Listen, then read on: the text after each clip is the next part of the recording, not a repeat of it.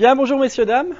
Je suis content d'être parmi vous, même si ça fait déjà plusieurs jours que je me questionne, est-ce que je suis vraiment la bonne personne pour vous parler de ça? Je sais que je suis au bon endroit pour parler d'autonomie, mais je ne sais pas si je suis la bonne personne. Alors pourquoi un petit peu je me questionne si je suis la bonne personne? Parce que quand on m'a transmis en fait ce qu'on attendait de moi, vous présentez le projet Plus d'autonomie à l'apprentissage du canton de Berne.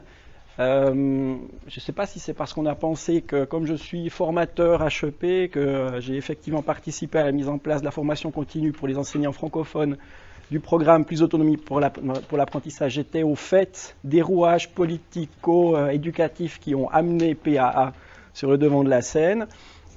Ce n'est pas tellement mon rayon de compétences. Moi, à la HEP, je suis plutôt didacticien de géographie. Je suis un peu éloigné du Plus d'autonomie de l'apprentissage, mais c'est quelque chose, un domaine dans lequel je me suis formé, c'est vrai.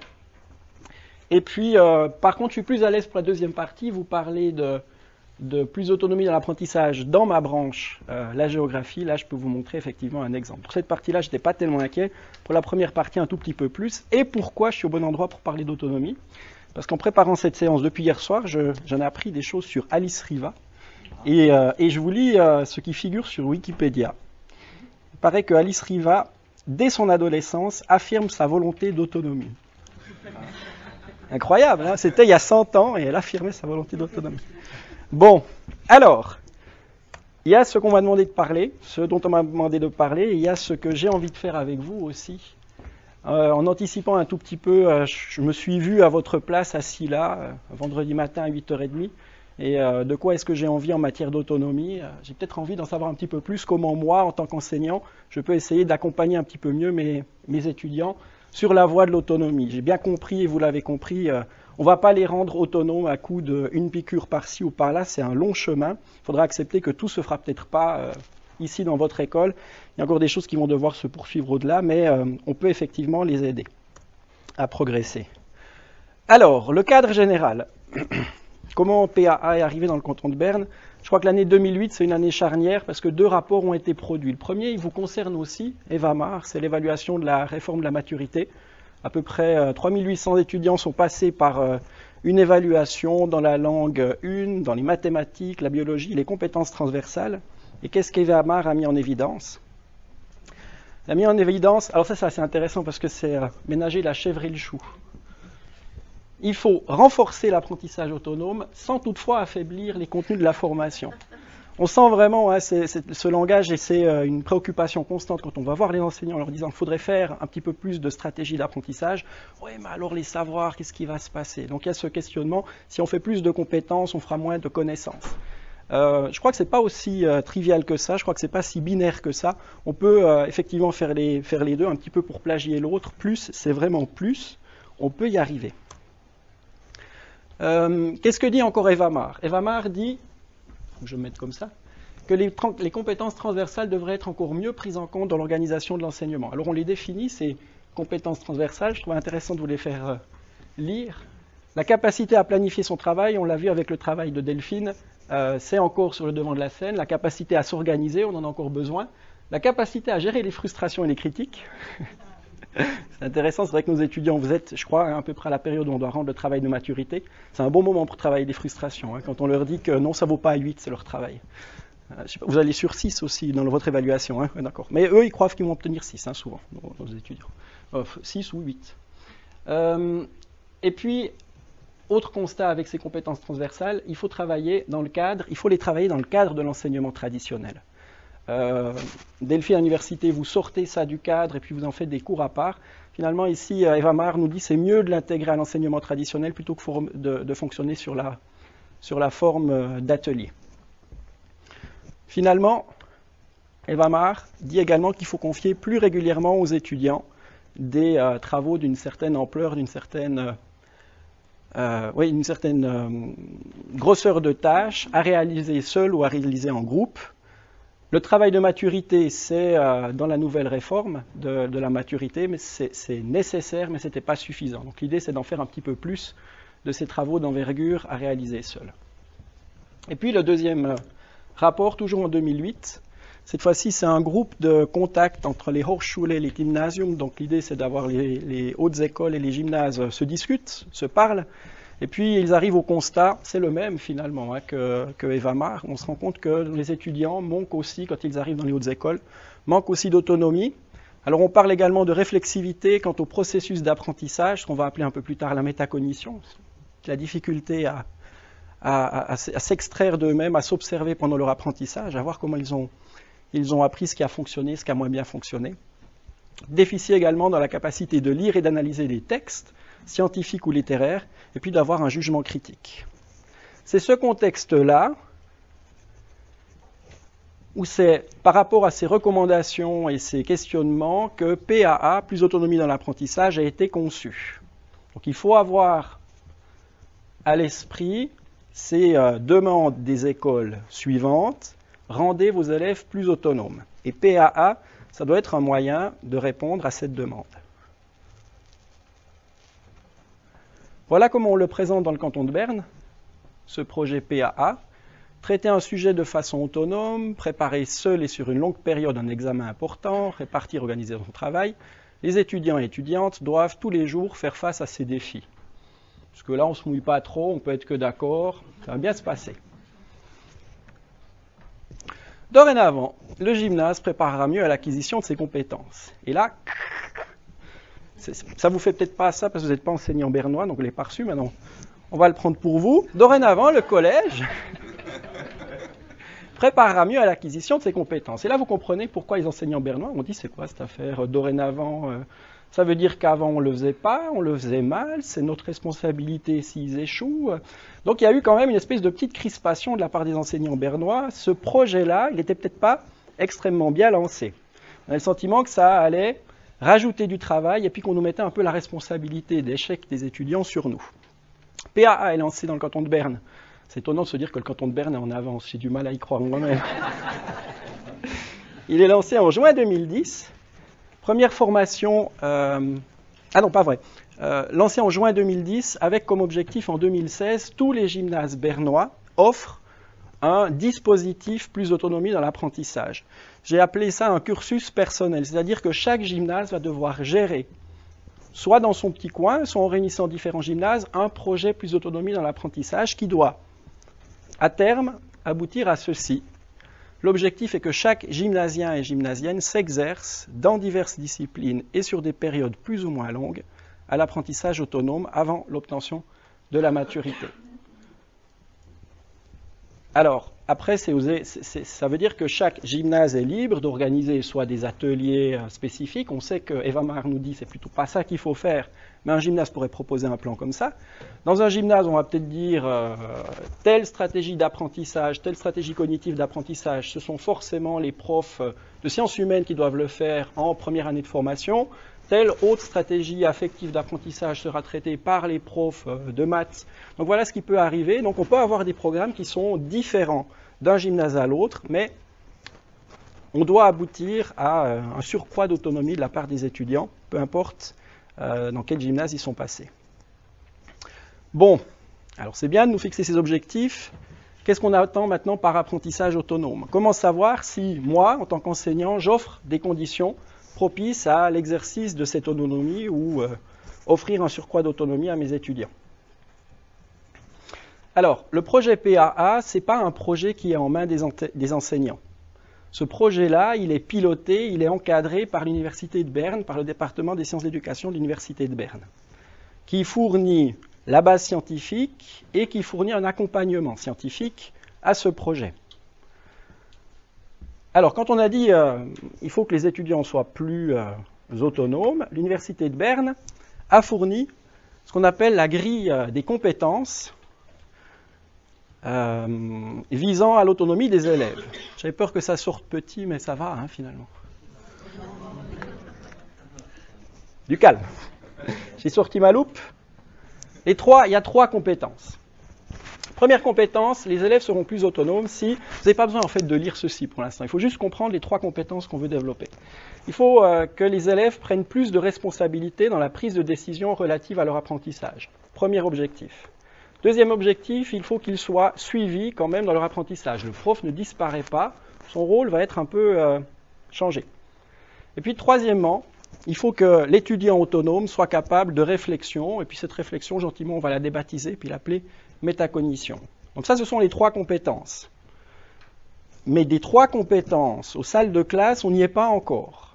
Alors, probablement animé d'une bonne attention, le canton de Berne a transformé ces 3 critères en possibilités de mise en pratique.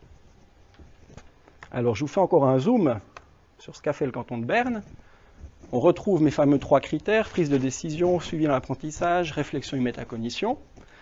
Et puis, l'université de Berne dit, ben voilà, pour la prise de décision, par exemple, un élève qui sera autonome sera capable de déterminer le lieu de l'apprentissage, sera capable de choisir des stratégies d'apprentissage adaptées, sera capable d'utiliser diverses sources d'informations.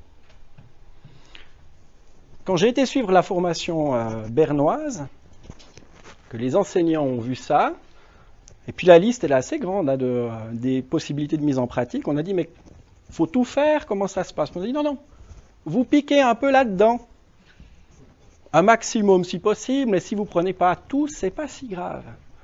Alors, à quoi ont ressemblé les premiers projets de plus d'autonomie dans l'apprentissage? Les enseignants ont par exemple traduit l'élève doit être capable de déterminer le lieu d'apprentissage en ceci. L'élève a la liberté d'aller travailler à la bibliothèque, en salle de classe, à la maison. C'est un surcroît de liberté. Évidemment, un élève, il n'est pas plus autonome s'il a le choix d'aller à la bibliothèque ou d'aller en salle de classe. Si on veut vraiment qu'il soit autonome, il faut qu'il soit capable de faire le choix. Quel est le lieu qui est adapté à mon moment d'apprentissage? Est-ce que je dois plutôt aller travailler dans une bibliothèque parce que j'ai besoin, maintenant où j'en suis, de ce type de connaissances, de ce type de compétences? Si j'ai besoin de discuter avec mon groupe, on doit peut-être être dans un lieu où on a la possibilité de parler, donc la bibliothèque, ce n'est pas le bon plan. Donc il faudrait déjà les préparer à devenir autonomes, on va pouvoir faire ce choix. Si vous ne me croyez pas par rapport au déterminer le lieu d'apprentissage, vous me croirez peut-être plus facilement sur les stratégies d'apprentissage. Être capable de choisir ces stratégies d'apprentissage. Qui dit choix dit qu'on doit disposer d'un stock de stratégies. Vous avez à peu près certainement des mêmes étudiants que moi. Est-ce que vous êtes vraiment convaincus qu'ils ont un stock si grand de stratégies d'apprentissage? Ils savent, on l'a entendu, Delphine nous l'a dit, répéter, relire 10 fois, j'ai travaillé 2 heures, monsieur, c'est dégueulasse, pourquoi j'ai 4? Je dois avoir beaucoup plus. Ça, ils sont capables de travailler effectivement des heures, mais ils ont un stock de stratégies qui est très très restreint. Donc si on veut vraiment que notre élève soit autonomes, il faut peut-être les former à avoir une diversité de ces stratégies d'apprentissage, leur montrer ce que nous a montré Delphine avant, qu'on peut répéter, qu'on peut souligner, qu'on peut élaborer, qu'on peut construire des tableaux. C'est ça les stratégies, par exemple les stratégies cognitives. Mais il faut bien que quelqu'un les forme à ça, parce que ça ne tombe pas du ciel, être un élève stratégique. Utiliser diverses sources d'information. Qu'est-ce qu'ont fait les enseignants quand il s'agissait de traduire ça dans les salles de classe? Ils ont dit, ils peuvent tout prendre. Ils peuvent aller sur Internet, ils ont la bibliothèque, ils peuvent aller questionner des enseignants, pas de souci, il y a la liberté, c'est ça être autonome. Évidemment, c'est pas ça. Évidemment, nos élèves seront autonomes si, par exemple, ils se posent la question de quand est-ce que j'utilise quelle source? À quel moment l'encyclopédie est importante? À quel moment est-ce qu'aller questionner une personne, c'est important, je dois avoir fait quel genre de travail avant ça? Comment est-ce qu'on utilise ces diverses sources d'information? On le verra après, ce n'est pas parce que nos élèves ont l'habitude d'aller sur Internet qu'ils savent utiliser Internet. Je vois déjà qu'il y a des gens qui sont d'accord avec moi, public conquis, tant mieux. Je ne vous parle pas du suivi dans l'apprentissage ni de la métacognition parce que ma collègue Michel va vous en parler un petit peu plus tard, donc je n'ai pas trop prévu d'approfondir ce point-là. Donc vous comprenez que ce que nous proposait dans la formation le canton de Berne n'était peut-être pas tellement satisfaisant et j'avais le sentiment qu'on pouvait offrir des séquences plus d'autonomie dans l'apprentissage qui picoraient là-dedans dans ces possibilités de mise en pratique et puis qu'on ne rendait pas du tout nos élèves plus autonomes. Donc dans la formation francophone, quand on l'a donnée, la seule fois où on l'a donnée, Delphine est venue nous piloter du point de vue scientifique de ce point de vue-là. On a effectivement beaucoup plus travaillé avec les enseignants les stratégies d'apprentissage plutôt que vouloir concevoir des séquences complètes d'autonomie. Alors, ça c'était pour la partie politique. La partie maintenant plus personnelle. Qu'est-ce que je souhaite vous montrer là-dedans? Dans mon enseignement, aussi en vue un petit peu des travaux que vous allez faire ensuite dans les groupes comment est-ce qu'on peut accompagner l'autonomie de nos élèves. Alors j'ai envie de vous montrer ce que je fais moi comme genre de suivi dans l'apprentissage. Quel critère 2 dans cette fameuse liste des 3 critères? Comment est-ce que je peux suivre mes élèves dans leur apprentissage? J'ai mis sur pied, j'ai été aidé par des collègues dans ce domaine-là, un journal de bord qui me permet un petit peu de faire le point et puis qui permet aussi, vous verrez, surtout aux élèves et aux groupes, de faire le point de là où ils en sont dans leur apprentissage. Et puis je vais vous parler un tout petit peu de métacognition quand même. Comment est-ce qu'on peut aider les élèves à prendre conscience de leur stratégie, de leur fonctionnement, des raisons pour lesquelles ça marche bien ou des raisons pour lesquelles ça marche un tout petit peu ou ça a moins bien marché. Alors le contexte général, je vous ai dit, je suis enseignant de géographie. La première fois que j'ai fait une séquence d'autonomie dans l'apprentissage, je l'ai appliquée à la thématique des risques et des catastrophes naturelles. Il faut vraiment que je affiche tout. Les risques et des catastrophes naturelles. Je leur demandais de faire un exposé de groupe avec des thématiques qui sont plus ou moins négociables, avec des objectifs qui sont plus ou moins communs entre chacun des risques qu'ils doivent présenter, le mécanisme, un exemple de catastrophe, quelles sont les mesures de prévision, quelles sont les mesures de prévention. Donc on a des choses après qui permettent la comparaison d'un risque à l'autre, mais avec parfois la possibilité d'en laisser tomber un, d'en mettre un autre à la place, donc il y a une négociation avec les élèves. Ce que j'ai fait là se fait avec des élèves qui débutaient leur gymnase, donc ils sont en gros âgés de 16 à 17 ans. Alors, ça, c'est le journal de bord.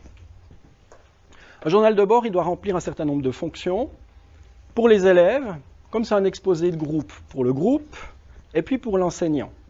Un journal de bord, il doit permettre, par exemple, de planifier. Alors, pour planifier, j'essaie de leur donner en tout cas 2 outils. Le premier outil, c'est se rendre compte d'où on en est dans la temporalité. De quel temps est-ce qu'on dispose?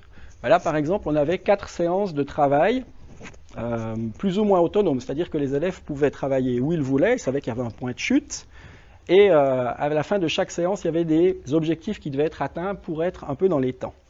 Donc, on avait cette planification-là, d'où du temps qui passe, et puis deuxième élément de planification, à la fin de chaque séance, donc le journal de bord est évolutif, à la fin de chaque séance, je fais un petit topo de quels objectifs auraient dû probablement être atteints à ce moment-là, de la préparation de l'exposé, pour être prêt le jour J. Pourquoi est-ce que je choisis de faire ça? Parce que l'élève autonome, il n'y a personne qui lui dit où il doit en être habituellement. C'est des jeunes. Ils arrivent au gymnase. Si on veut qu'ils soient autonomes, il faut peut-être d'abord leur montrer un petit peu comment ça se passe, une planification longue. Puis après, quand on arrivera à la fin de l'apprentissage, c'est aussi le but d'un journal de bord, c'est de revisiter son apprentissage. Par où on est passé? Par quelles étapes? Qu'est-ce qui a bien marché? Qu'est-ce qui a moins bien marché? Où est-ce qu'on a gagné du temps? Où est-ce qu'on en a perdu? L'idée, c'est qu'on le fait peut-être la première année, ça, avec eux. Mais quand ils auront un exposé à faire ensuite en histoire, quand ils auront un exposé à faire en biologie, la même année ou l'année d'après, on peut se dire qu'ils n'ont peut-être plus besoin de ces aides-là. Parce qu'on leur a montré comment ils pouvaient s'y prendre pour être prêts le jour J pour un exposé. Qu'est-ce qu'on retrouve encore dans un journal de bord? On retrouve des éléments factuels. Qui a fait quoi? Avec quels résultats et à partir de quoi? Donc factuellement, ça permet à chaque étudiant individuellement de voir ce que les camarades ont fait, parce que l'exposé, je vous rappelle, c'est un exposé de groupe, donc le groupe doit maîtriser l'ensemble des objectifs, ce n'est pas une maîtrise partielle. Alors, qui a fait quoi? J'ai le prénom de la personne, à partir de quoi? Quelle était la source qui a été travaillée? Quel était l'objectif du travail? À quelle question est-ce que je cherchais à obtenir une réponse? Et avec quel résultat? Objectif est-il atteint? Oui, non. Qu'est-ce que je n'ai pas compris? En fonction de ce qu'il va me donner dans la case n'a pas compris, peut-être que je vais pouvoir, dans la partie enseignant ici, le dépanner. Évidemment, ce n'est pas lui donner la solution, c'est lui donner une stimulation pour essayer de trouver lui-même la réponse à son problème. Et puis, parfois, après le découpage, après 90 minutes, on n'est pas au bout. On est en cours d'acquisition de l'objectif, mais on n'est pas arrivé au bout. Donc on se dit simplement, je dois encore chercher, c'est là que j'ai arrêté mes recherches, et la prochaine fois, je peux directement reprendre ça à cet endroit-là. Qu'est-ce qu'on retrouve encore dans ce journal de bord? C'est un endroit également où on peut partager ses doutes, ses questionnements, ses prises de conscience. Alors je vous ai dit, à la fin de chaque semaine, ils remplissent donc un journal comme celui-ci. Voilà ce qu'ils sont censés avoir atteint, normalement, pour être dans les temps. Et si un groupe me dit, voilà, il y a un objectif qu'on ne maîtrise pas du tout. On n'est pas capable de formuler les questions auxquelles notre exposé devra répondre. On n'y est pas. Alors, ce que je ne sais pas, moi, en tant qu'enseignant, c'est pourquoi est-ce qu'ils n'y sont pas? Est-ce que c'est par manque de temps ou est-ce que c'est par manque de pertinence? Ils n'ont pas vu l'importance que ça peut avoir pour eux de se poser des questions. Mon exposé, il doit servir à quoi? Donc, je vais leur expliquer dans la partie ici qui est réservée aux enseignants, je vais leur expliquer à quoi ça va servir de poser ces questions-là. Une fois qu'ils vont se rendre compte que finalement, faire un exposé, c'est répondre à des questions, et puis que si on a trouvé les bonnes questions, on a toutes les chances d'avoir le public avec nous, ben ça va peut-être les aider à avoir un exposé qui est plus pertinent. On est un tout petit peu plus tard dans la temporalité. Vous voyez qu'on a sauté la séance du 15, j'arrive à la séance du 22, c'est toujours le même groupe. Le journal de bord a toujours la même structure, mais comme je vous l'ai dit, il est évolutif. Donc, on est passé à la semaine du 22, on est proche du moment où il va bientôt falloir faire l'exposé oral. Ici, les éléments qui sont un peu plus de métacognition et puis de vérification des objectifs ont changé, évidemment, puisqu'on a avancé dans le temps. On devrait maîtriser plus de choses. Et puis surtout, de quoi est-ce que je prends connaissance et conscience à ce moment-là? On parlait avant d'un des objectifs qui était un élève autonome, c'est un élève qui est capable d'utiliser différents types de sources. Qu'est-ce que me montrent ces élèves? Elles sont 3 en ce moment en travail. Alors ils travaillent tous sur Internet, ça on est bien d'accord, il n'y a pas de suspense, mais ils sont 3 à travailler à partir de sources dont je me méfierais. Des sources qui commencent par ou qui se terminent par overblog, par mon site. En termes de fiabilité, on n'y est pas. Mais pour nos élèves, avant vous avez jeté quand j'ai dit c'est pas parce qu'on y va souvent qu'on le maîtrise, l'outil, nos étudiants ils sont convaincus que si c'est sur Internet, c'est que c'est bon, c'est juste, on n'a quand même pas commencé à ergoter, ça y était. Donc, je prends conscience que ces élèves-là n'ont pas le moment de critique par rapport aux sources. Est-ce que c'est fiable ou pas? Et puis, c'est pas que ce groupe-là. Ça se répète dans tous les groupes. Donc, l'enseignant à ce moment-là se dit « halt, stop ». Ils ne sont pas capables d'utiliser différents types de sources. Ça veut dire qu'ils ne savent pas rechercher sur Internet. Alors, je vais leur signaler, attention, il y a un petit problème, vérifiez vraiment la pertinence. Mais encore vérifier la pertinence, ce n'est pas parce que je le marque comme ça qu'ils savent pourquoi ce n'est pas pertinent.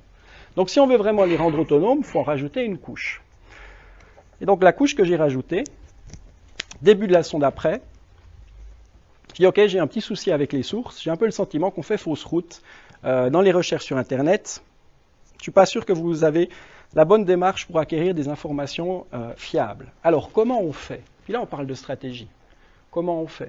En général, ils vont vous dire, on tape la question. Je pourrais vous poser, ce serait intéressant si on avait eu un peu de temps, que vous fassiez l'exercice. Si vous deviez faire un exposé sur les avalanches ou sur les cyclones, comment est-ce que vous iriez chercher une information qui est fiable? Un élève qui est capable de s'autoréguler, il a une démarche. Puis les élèves qui n'en sont pas capables, ils vont dire comment fonctionne un cyclone. Après, vous pouvez rentrer sur Internet, vous allez trouver des sites qui vont vous répondre à ces... Mais un spécialiste du domaine, il ne va déjà pas parler de fonctionnement d'un cyclone, il va utiliser des autres mots-clés. Donc évidemment, selon quels mots-clés on utilise, on ne va pas aboutir forcément aux bonnes sources. Alors on a établi ensemble avec ces élèves un espèce de protocole. Comment est-ce qu'on acquiert des informations qui ont toutes les chances d'être fiables? Comment est-ce qu'on arrivera non seulement à des informations fiables, mais en plus, comment est-ce qu'on va y arriver le plus rapidement possible? Et donc on a établi une sorte de protocole d'accès aux informations fiables. D'abord, on va se poser la question du support. Est-ce qu'on est sûr que c'est Internet qu'il faut utiliser en début de recherche? Est-ce qu'une encyclopédie n'aurait pas peut-être un meilleur rôle? Ensuite, moteur de recherche. Il n'y a pas que Google dans la vie. Il y a peut-être déjà Google Scholar aussi. Il y a peut-être aussi d'autres moteurs de recherche qui nous donnent accès à des informations. Donc, il faut leur expliquer la différence entre ces différents moteurs de recherche. Ensuite, les mots-clés. Je vous ai dit avant, nos élèves rentrent comment fonctionne un cyclone. Il faut peut-être leur expliquer que ce n'est pas le bon mot-clé, que ce n'est peut-être pas la bonne combinaison, puis qu'il faut les varier, ces combinaisons. Il y a peut-être aléa cyclone, mécanisme cyclone, pour avoir accès à des informations un peu plus précises. Se poser ensuite la question de la fiabilité d'un site. On peut leur marquer dans la marge, votre site est-il fiable, mais ça ne leur dit pas encore comment savoir, comment évaluer la fiabilité du site. Par exemple, il faut se questionner sur est-ce que j'ai affaire à un site de source primaire ou secondaire, quelle est la différence entre les deux? Est-ce que l'auteur est identifiable? Est-ce que je peux le contacter? C'est un gage de qualité si on peut le contacter en général. Tandis que s'il s'abrite derrière l'anonymat, on devrait se questionner. Quel rapport est-ce qu'il existe entre l'auteur du site et son sujet? Est-ce que c'est un passionné? Est-ce que c'est quelqu'un dont professionnellement c'est le domaine d'étude, il est dans sa zone de confort? On peut peut-être aussi plus croire à la fiabilité d'un site comme celui-là. Est-ce que les sites fiables pointent vers ce site? Est-ce que ce site pointe vers des sites fiables? Ça aussi, c'est une indication de qualité. Est-ce que le site est tenu à jour? Quels sont les objectifs du site? Ce n'est pas la même chose.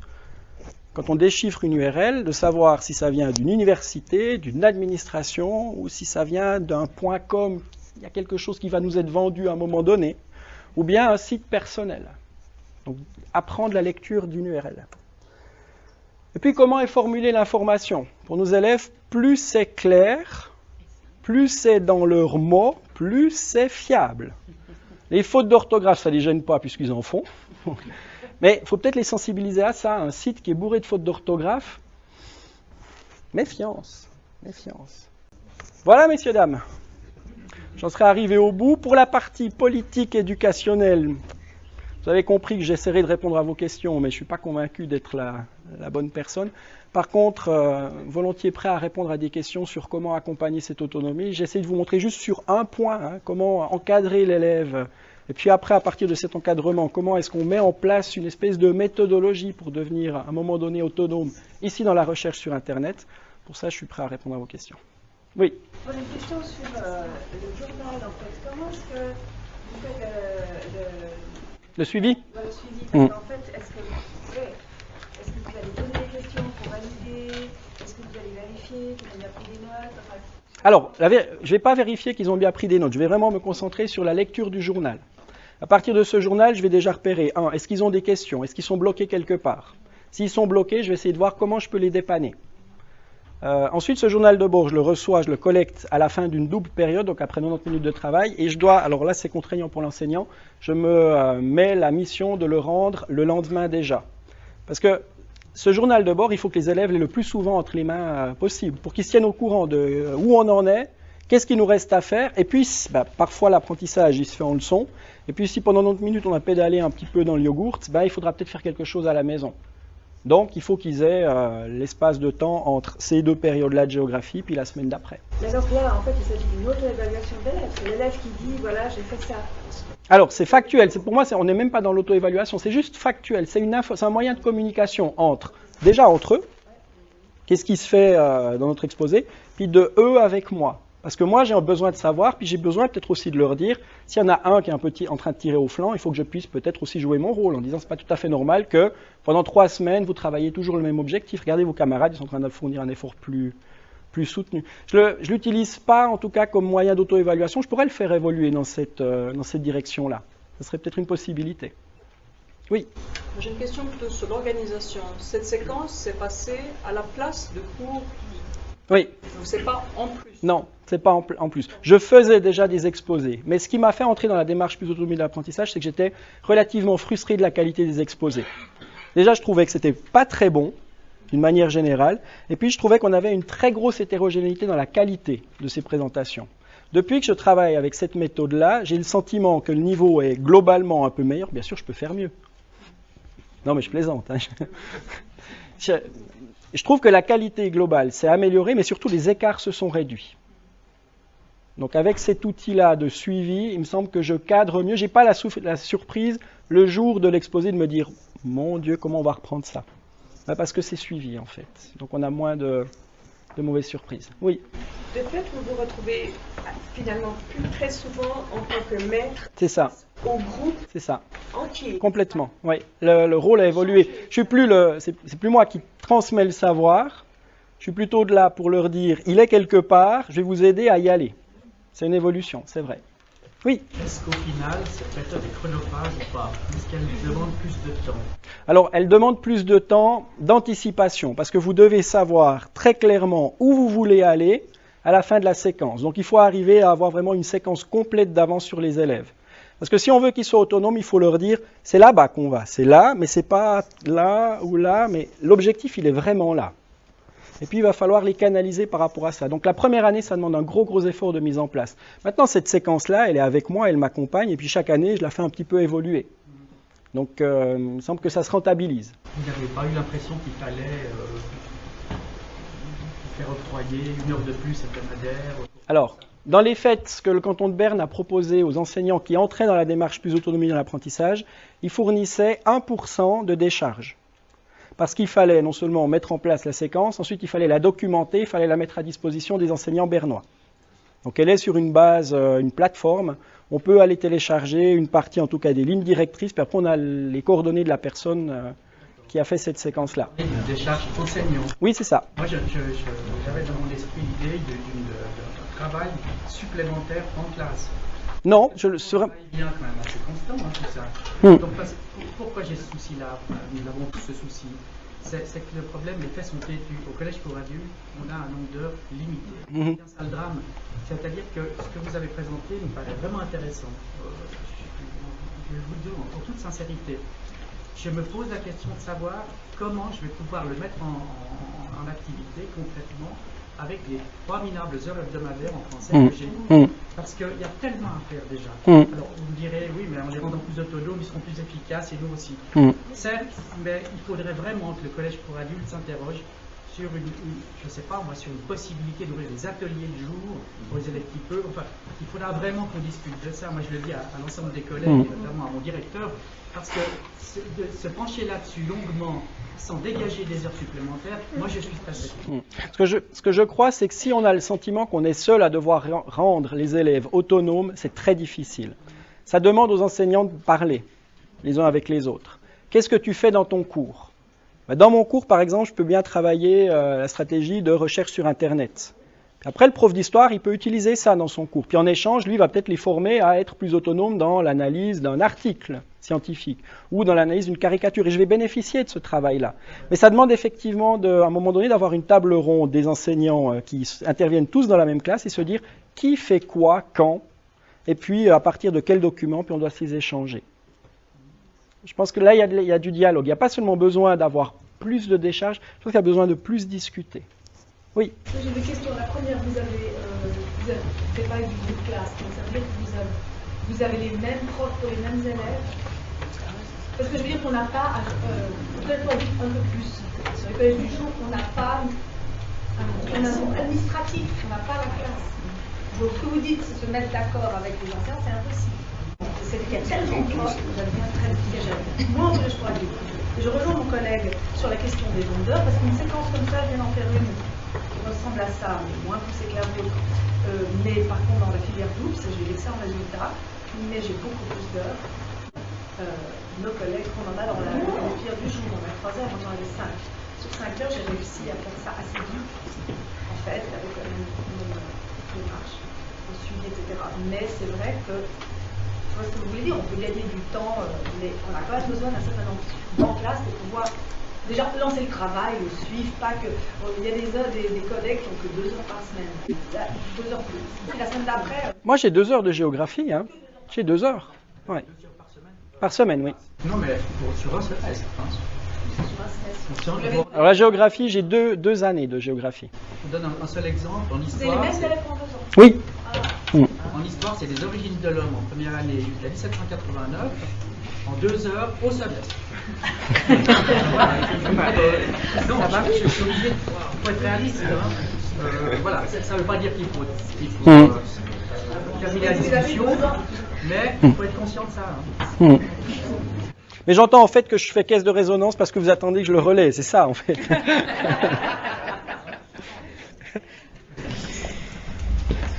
On est d'accord que ce que vous dites là, c'est pas quelque chose que vous employez partout, tout le temps, c'est juste peut-être voilà. Et puis je vais rebondir évidemment avec mes collègues. Moi je suis en biologie, on a 10 semaines, pareil pour l'évolution, 10 semaines pour l'écologie. Si on passe 4 séances, je sais pas, sur l'eutrophisation des lacs, on a encore 150 thèmes à faire en écologie ou en évolution. C'est tout simplement pas possible. Alors déjà, voilà.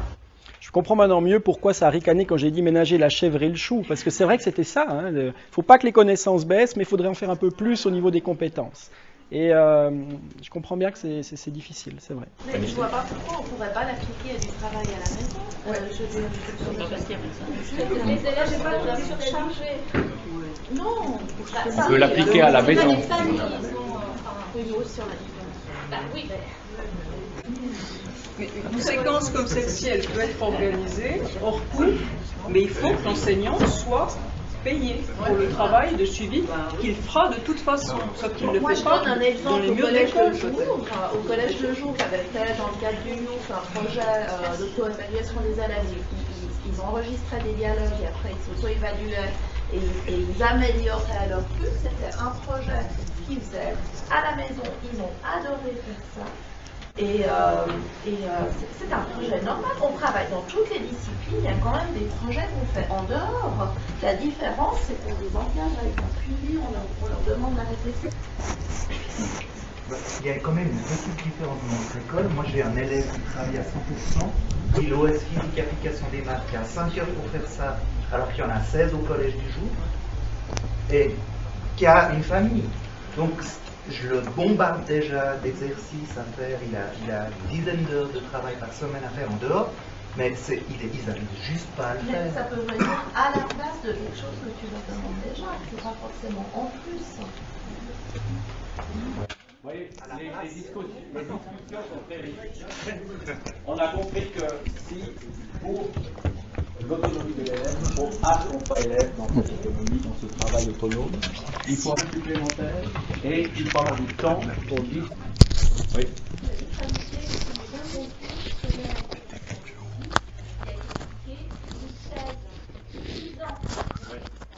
C'est pas que je veux faire 6 ans, Oui. mais il faut se rendre compte. On a besoin de temps. On ne peut pas en 2 demi-journées se dire l'année prochaine on va appliquer. Tout à fait. On a bien compris, dans mon idée, tout au début de l'année, c'était de fournir une brochure ressources et développement à la direction générale avec toutes les recettes. J'ai bien compris que c'était pas tout. Moi je pense que ce qui est le plus intéressant dans ce que nous a présenté David Capella, je trouve, c'est vraiment l'idée de suivi qui encourage aussi la réflexivité de l'élève et le dialogue avec l'enseignant. Ça, tu peux le faire avec des exercices que tu donnes à la maison. Tu n'as pas besoin de faire un cours spécial où tu veux faire du cours. C'est pour Mais moi. il n'arrive pas à les faire, tu vois. Voilà, je vous propose de poursuivre les réflexions dans votre groupe. Merci, monsieur le secrétaire.